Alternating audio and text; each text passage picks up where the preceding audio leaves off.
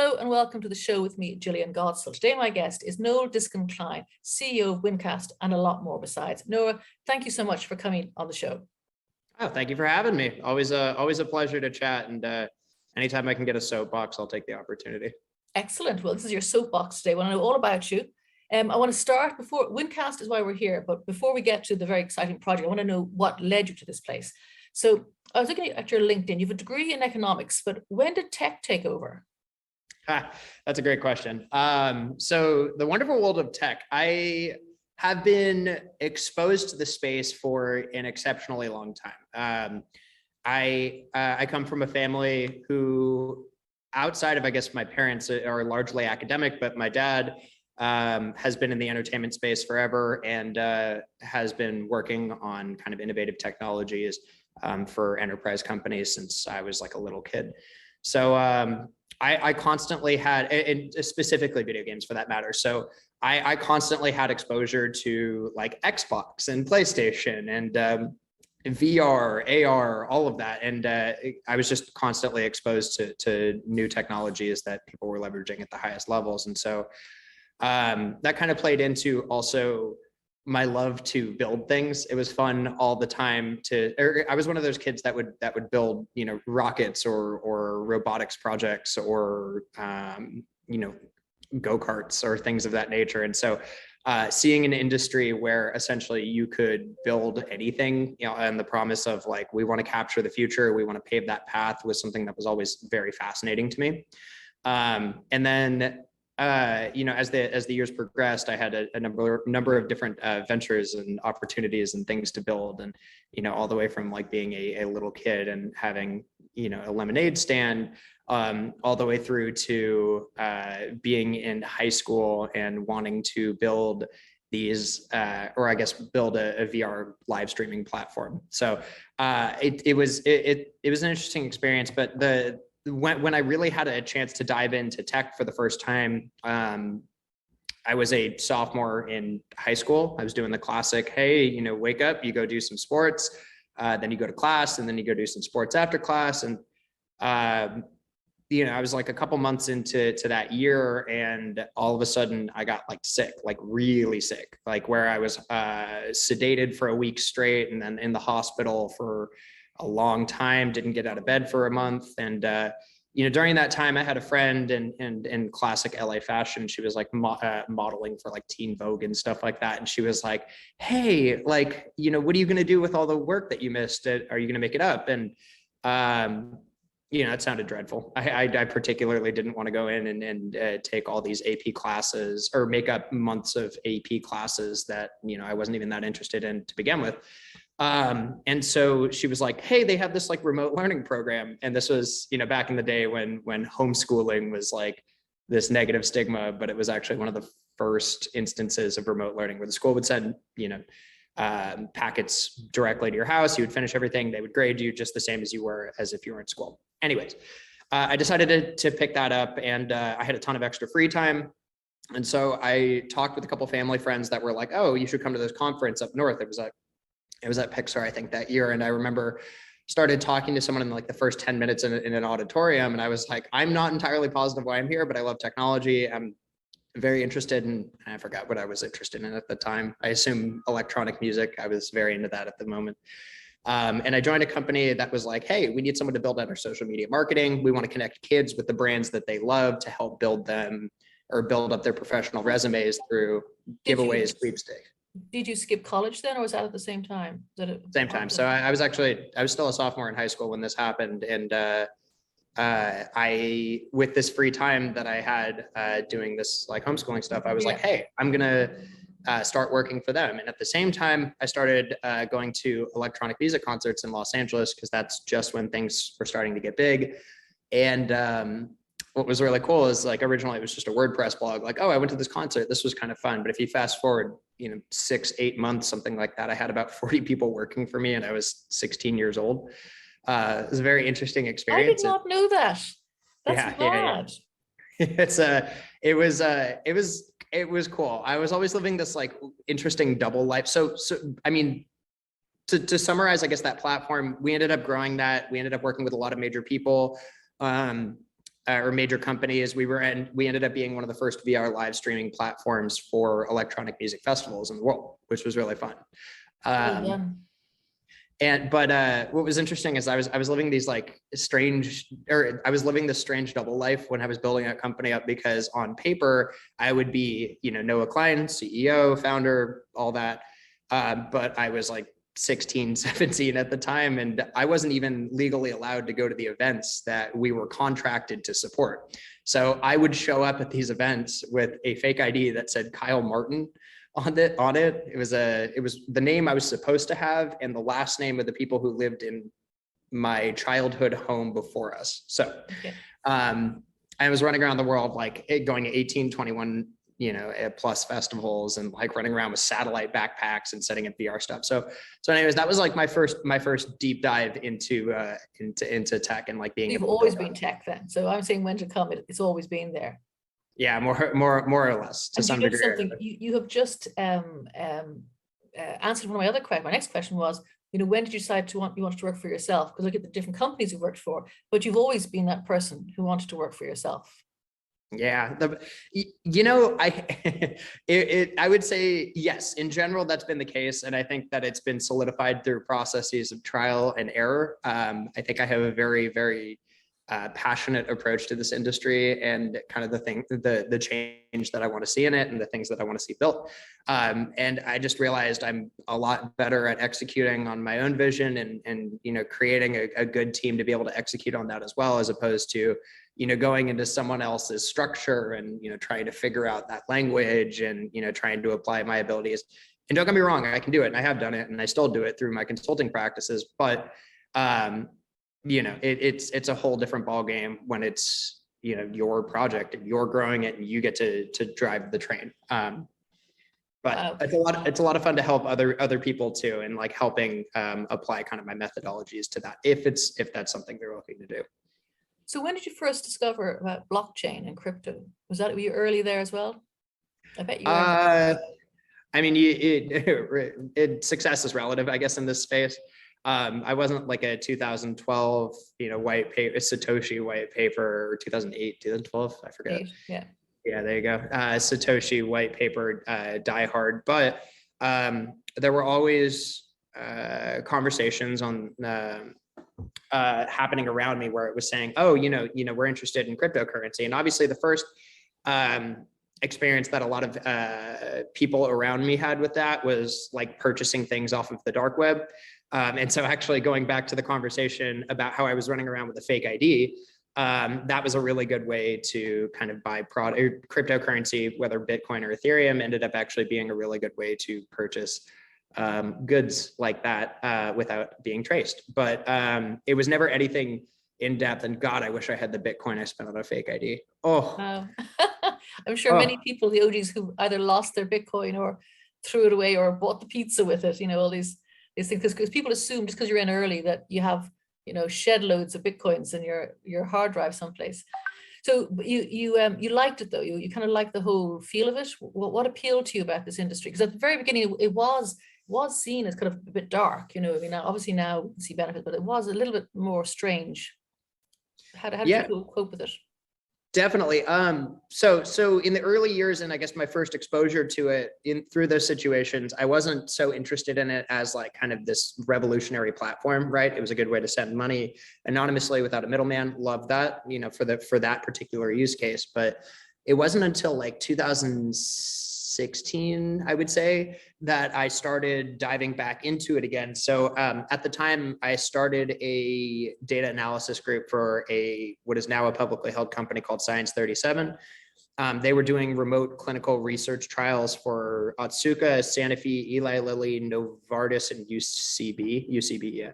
And I was analyzing trials across, all of that. We were sending medicine directly to patients' homes, and that was a really interesting experience. But at the time, I was building ASIC mining rigs in my apartment. And just because I was like, wow, internet money is fun, not to trivialize this, but the more I started to actually build the hardware and then explore the software implications and kind of like what the infrastructure looked like as a whole, I was thinking, oh my God, this is an untapped opportunity for regulated industries. And so given the fact I was working in the healthcare space in the US, which is exceptionally horrifying from a red tape perspective, Okay. I realized that there was a perfect opportunity to create an audit trail for pharmaceutical firms. So essentially, I mean, there was a situation, just to summarize it, like after a trial is done, you would spend, 4+ weeks just compiling the data, making sure nothing's been changed, right? And then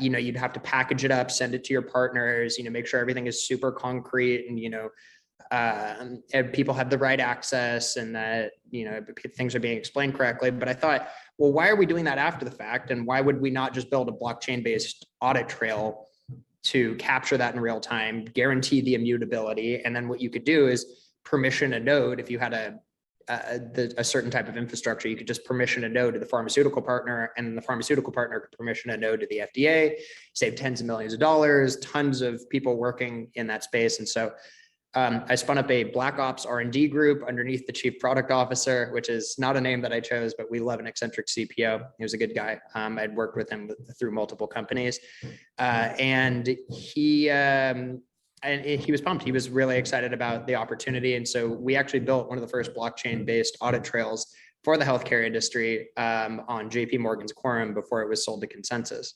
And so that was an exceptionally interesting experience. But again, back to the red tape in healthcare, they were like, yeah, this is awesome. We love this product. It's going to take like 18 months to validate. And I was like, I just started building things here. I was like, I want to go build tons of shit. I was like, you guys can keep this. This is an awesome opportunity. I recommend it. As an innovative company, you're doing remote trials. This is just another tool for your stack. So, yeah, that was my first like deep dive into building products and hardware in this space and seeing like, wow, their broader opportunity is phenomenal. And of course, you took your loves. I mean, you've a lot of music projects there, entertainment projects, but you took your love. I mean, like you actually, rather than stay in that very slow moving bureaucratic area like healthcare, and that you went in more entertainment, music, and stuff like that. So was that a natural move for your other companies? It was Tempo, I think, one of your companies as well. That was a natural move to align your loves. Yeah. And any experience that I have through, I guess, my Kilobyte Labs engagements typically builds on the things that I'm interested in. Ultimately the benefit in working for yourself and, being at a point where you can choose the projects you want to be involved in is like, is this, moving the needle? One, two, is it fun? Is it interesting? Like it's not taking contracts to take contracts. And so I mean, you can look at a number of different things from my history. I mean, if you look at VidGo, I ran BizDev for them, and I learned how to negotiate contracts with people like ESPN, Fox Networks, NFL Networks, Pac-12, SEC, you name it. Basically, every major sports streaming title. They also were the first people that kind of showed me the watch party functionality prior to Netflix coming out with that. And this was like 2 years before the pandemic. And I was like, that's brilliant. I was like, that's an amazing opportunity. And that's so what I wanted Twitter used to do back in the day. When Twitter first came out, people used to watch telly on Twitter with all your friends and yeah. Exactly. And it's smart. It makes perfect sense. Right. Yeah. And so for me, it was like, again, they were one of the first people that I'd ever seen do that. I was like, oh my God, that there's no reason why we shouldn't have a social experience created out of this. And then you'll look at like Tempo, and Tempo was brilliant because they were an esports company that were moving into moving from a service model where they were marketing, products and other companies and things of that nature through their teams and through their platform, to becoming a product company where they were going to create original interactive game shows and develop a video game. And so when I joined, I was actually helping them transition to that kind of productized model. And I worked on the first season of HiveMind, which was Twitch's most successful game show or interactive game show of all time. I'm not sure if that still stands, but while I was there, it was. I learned a lot about like kind of the production side of things. I learned a lot about like what viewers truly crave, and they love an interactive experience. And so, and then after that, I moved into Topps, where I realized, oh my God, people are obsessed with the collecting and selling of baseball cards in a digital fashion, the same way that they were with the physical. And so for me, this was an opportunity to kind of combine everything. I mean, all of these things play together in some way or another. And, one of my specialties is connecting the dots. And so for me, I like to maximize life experience and just kind of understanding the breadth of opportunity out there, because I want to be able to connect those dots. And I don't know if and when those times will come, but when they do, it's kind of a eureka moment. I'm like, I remember this.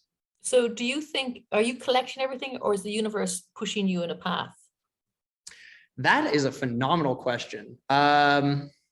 It's both. I would say I have, clear interests, but I'm not thinking like, I've never been one of those people that's like, well, 20 years down the line, I believe blockchain technology will look like this, which is crazy because, the landscape changes every day. So it's a mix. I would say I have intentions. I know thematically what I'm looking to do and looking to create and accomplish. And I typically like to follow the situations and people that kind of push me towards that approach. And so, back to is the universe kind of pushing you along?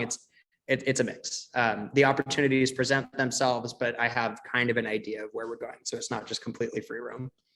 So with Windcast then, tell me, I mean, I'm already picking up different pieces, some of your stories, watch parties, entertainment, blockchain, obviously NFTs, these are all coming together. When did Windcast become an idea, as opposed to just a whole bunch of things that are floating around in the ether? Yeah, so I was overseeing the platform side of Topps NFTs, the baseball card company, and when they lost their 70-year license with the MLB, it gave me an opportunity to kind of look back and say, well, what about this experience was solid? What about this, was interesting? And, where does, what can we expand on? Because ultimately, everyone's pining over the same licenses. Everyone's, currently offering a very similar experience of buy a card, sell a card. And, coming from the interactive entertainment side of things, I looked at that and I said, well, that is exceptionally static. And at some point, people are going to be like, well, people are going to be pissed because people are now just looking at it as like am I making my money back? Or like, obviously there's the rare fan that's like, I love this because I love this. And I love this player and just kind of the spirit of collecting and selling. But the goal ultimately is just to buy and sell. There's no joie de vivre in that. And so for me, I was thinking there was a really, really clear gap to kind of marry the spaces of streaming, which is something that I was, very, very familiar with, and actual NFT ownership. And another thing is like the utility. It's like once you own that asset, it's just buy or sell, right? That's not. I don't think that's enough for long-term engagement. That I think people will get bored of that pretty quickly. Like even with like baseball cards, you still have an in-person interaction. You have to go and talk to someone, or you have to like actually look at it and validate whether or not it's real. And so, with the blockchain assets, you get it, it's real, you buy, you sell, and like that's pretty much the upper limit of it. And so for me, a very good point you're just making there. Sorry to cut across you. That it's like it's done away with that interaction, all the sort of the checking and is the excitement if it's real or not, or if it's a forgery. It's because we know it's real. Okay, that's very interesting. Good point. Yeah, and don't get me wrong. I mean, it's fantastic. I don't have to worry about whether or not I'm wasting $1,000 at a time now. But with that, when the concern becomes not so much the authenticity, but the interactivity and like kind of the experience as a whole, it's like, what are you doing to make up for that lost time and lost energy? So I thought that there was a phenomenal opportunity. I think ultimately, we see a lot of trends where people are moving towards having live content plus another experience. So you can look at sports books, for example, like a FanDuel or a DraftKings, where they have, kind of disparate streaming rights, but like you could watch an Israeli judo match and bet on it, right? And simultaneously. And like that could be cool. But I'm thinking like, there's a way to ease into that where one, you're not subject to gambling regulations, which are a nightmare in the US. And, we're slowly getting better at it, but I don't want to play in that space yet. And on the NFT side of things, it's like, look, you have a good baseline where people understand the value of a collectible in the space, but there is a lot to be desired. And so for us, we were just thinking like, why would you not want to collect these moments in real time? I've been for me, kind of that idea sprung up when I was watching, I want to say highlights or maybe the actual game of the last World Series that the Dodgers were in. It was that final pitch. And like we used footage from that for our demo video to kind of prove, like, it's that moment where you're like clutching your chest and you're like, oh my God, what's going to happen next? Like, you want to tap into that. So it turns into not only this emotional connection, but then you get to collect it, right? Then it's like that interactive experience. And then past that, we want to build in gaming functionality, because it's like just owning the asset isn't enough. I think that, ultimately we want people to have, not only the sense of ownership because they love the sport or the player, but because they can use it for X, Y, and Z. And there's a ton of gaming opportunities that we're currently exploring, because we think, the interactive collecting side of things is just the first step. Ultimately, ultimately there's like the people who are going to get like the one of ones that are going to be worth, $100,000. But for everybody else, you're just sitting on like a common asset. What are we doing to get these people in the game and to get people excited? And so that's kind of our focus. We want to make this an opportunity that doesn't just end at sale. And so part one is setting up the moments where people can actually, it's live bidding on whoever's successful winning that moment. Yeah. Sorry. Oh, sorry. Keep on going. Sorry. The structure for it is essentially when someone steps up to let's use baseball. It's the example I always use, and I apologize to any of my staff who's hearing this again. But the bottom of the ninth, right? Bases loaded, your team's down by one, your favorite batter steps up to the plate. Feast or famine, that's the moment that's going to define the game. Either they lose or he hits, and then, they win. So something will pop up on your phone or your tablet or your computer in your bidding screen, and it will say bidding has opened. And what you're bidding on is that moment while they're at bat up until they actually hit the ball or strike out. So by the time that, you don't know how it's going to play out. So by the time that moment's over, you own it. It could be the greatest moment in sports history. It could be nothing at all.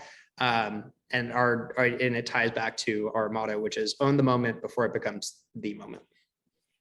So that's part one. And part two is when you're going to put them into games, use these NFTs in games. What type of games are you imagining? What style of game?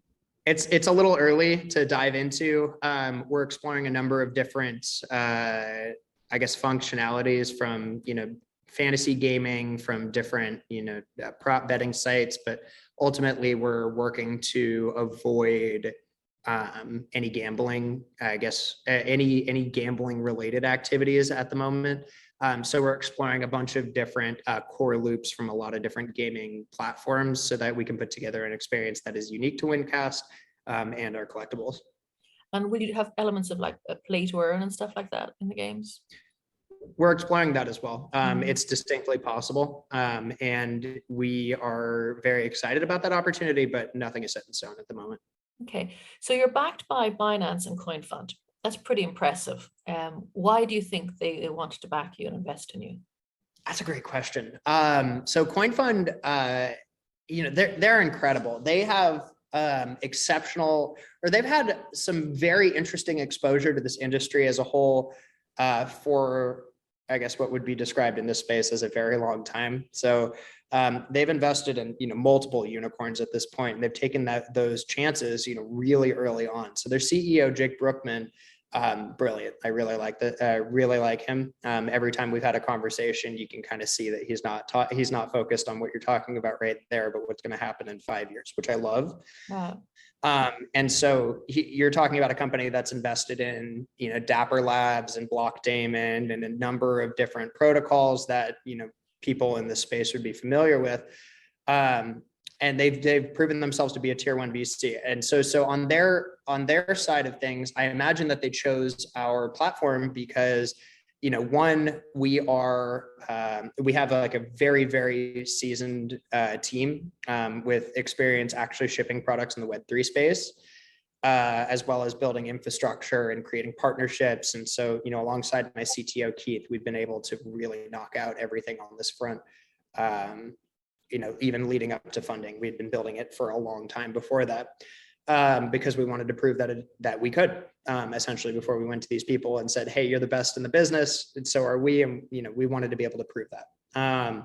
And I think that they chose us because they understand the collectibles market very well. I think that they understand, the next path that people will have to take in order to continue to grab market share, because again, they've seen the success through Dapper Labs, and They're projects like NBA Top Shots or NFL All Day or UFC Strike and things of that nature.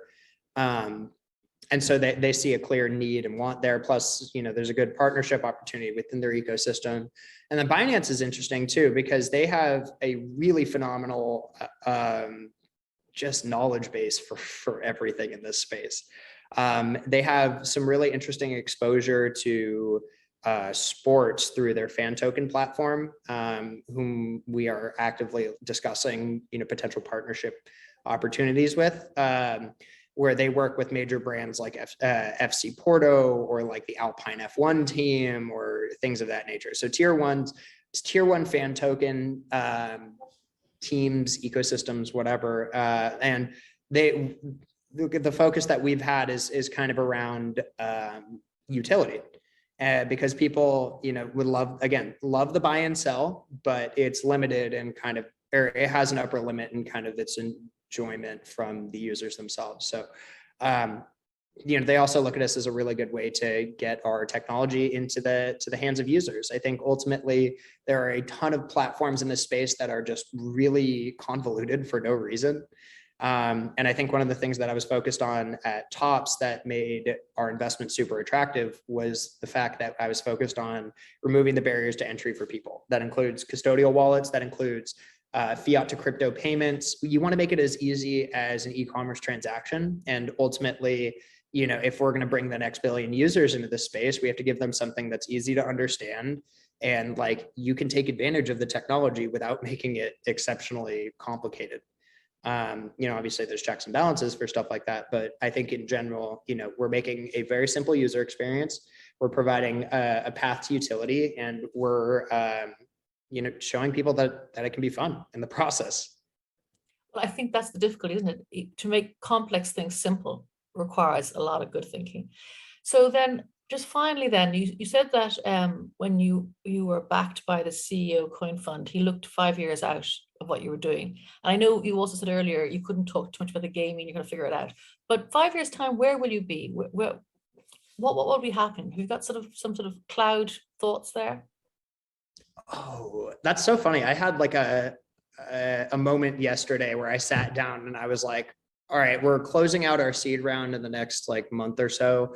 And I'm obviously, my role is to make sure the company's funded and working towards a vision. And so I was like, all right, what's our Series A? And, listen, the long-term vision for me, if I could have any, approach with Windcast, it would be prove the NFT model, prove the gaming model, and then build this out for a full premium subscription sports platform, sports streaming platform. So essentially you could have your ESPNs, your Foxes, your CBS, right? You could watch any game that's live, obviously with a premium subscription. It would be really, really cool if on top of that, you could have your choice of sports wagering, fantasy sports, or NFT engagement, where you have a panel where you're watching things and you're saying, oh, you're like, I want an NFT of this moment, but I also want to check in on my fantasy teams and my players and see how I'm doing. And then I'm like, you know what? I want to throw in a $5 bet. So a lot of opportunity in that space. And I think that's kind of where my mind is at for our subsequent rounds. So, I did, through my experience at VidGo, I can tell you that it takes a while to build these up and to, build up users and contracts and relationships and things of that nature. So it's a little pie in the sky at the moment. I think you're going very fast. I think that we're not going to worry about it. You're going to get there. And I think the other thing I'm getting from you as well is that it has to be joy. It has to be joy, and then it'll be successful. That's cool. So if people want to find you, Noah, where can they find you and find out more about your project? Oh, wow. Well, I'm in Los Angeles, so come say hi. But on the other side of things, Windcast NFT is our Twitter, our Instagram, our LinkedIn. You can look us up at Windcast. We're all over the place. We also have a Discord that we just popped up. We'll be launching our beta in July of this year, and we will be announcing our key partners very shortly. Wow, exciting times and lots of joy. Thank you very much, Noah. Thank you. All right, thank you, Jillian.